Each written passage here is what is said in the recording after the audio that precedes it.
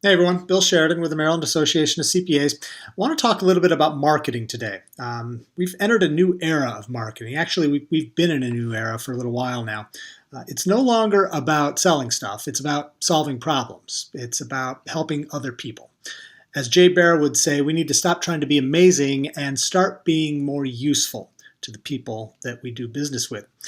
Jay is a best-selling author. He's a renowned expert on the trends that are driving today's marketing efforts, and he has some ideas about where CPAs should be spending their time and energy these days when it comes to marketing, and it's not on their products and services. I spoke with Jay after his keynote address at the 2014 CCH User Conference in Orlando. Here's what he had to say.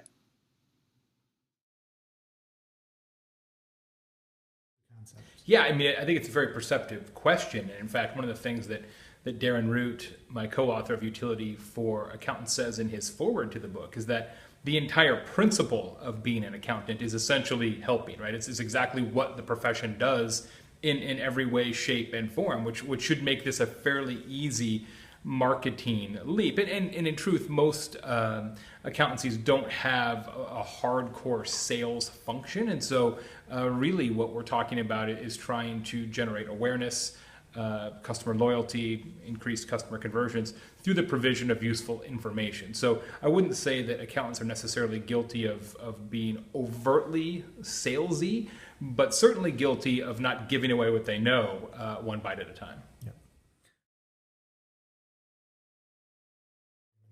Sure. So really, I think the easiest way to describe it is first to sort of define utility, which is marketing so useful that people would pay for it. And you think about in an accounting circumstance, there's a number of ways to execute that, but perhaps the easiest is to just create the world's best frequently asked questions, right? Take every question that anybody's ever asked you about your practice in the past and about the work that you do, and give those answers away one at a time in a blog, a video blog, a podcast, some sort of information that people can access publicly and for free, and you're on the road to utility. There's two important pieces to that. First is understanding that utility is, of course, a marketing construct, but even more so, Bill, it's a cultural construct. You have to accept the premise that you will be rewarded eventually for giving away information of value. And that's the key point, is eventually. You can't expect to do this and 2 weeks later, how come people aren't calling us? How come people aren't banging down the door? This is a long-term playbook, and so people have to understand that. And that's not an easy shift to make culturally in a lot of organizations. The second piece is to realize that every time you demonstrate what you know through information, through helpfulness, it generates more awareness for you and your firm. It generates more trust, which should, implications are, create more customers out the back end. Now, again, sometimes it can take a while to track that, but it actually is all trackable, especially if you do most of your utilities online. Yeah, absolutely. And here's the thing: people have said this to me in the past that utility sounds an awful lot like the golden rule. I'm like, yeah, that's basically it. It's the golden rule for the internet age. I just couldn't call it that because it's trademarked.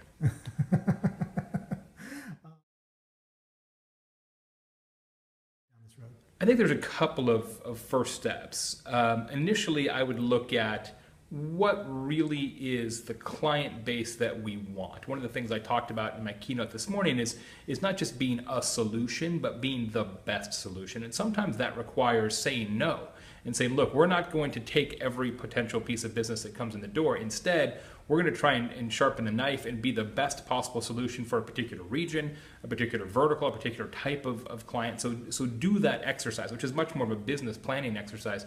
And once you do that, then say, okay, if this is our target customer, what information do they desperately need? What do they really need? And not just they need to know what kind of services we provide, because again, that's a brochure. That's not a utility. There's a big difference between needs and sort of wants, right? Nobody in the history of the world has ever needed socks, but everybody in the history of the world has needed their feet to be warmer.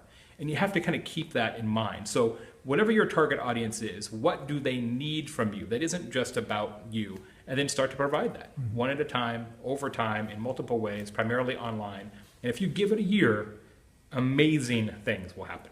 amazing things. And there's lots of evidence of it, not only in the book Utility for Accountants, but people walking the halls of this conference who have already gone down this road.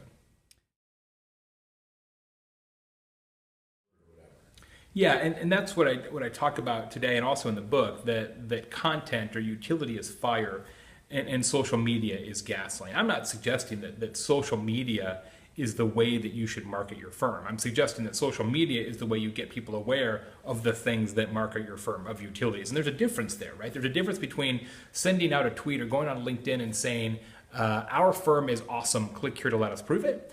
Versus we just built this amazing infographic about how to save money on your quarterly estimates, etc. Click here to look at that, right? So using social media to drive awareness of value is much easier and much more successful than just shouting from the rooftops 1 sentence at a time.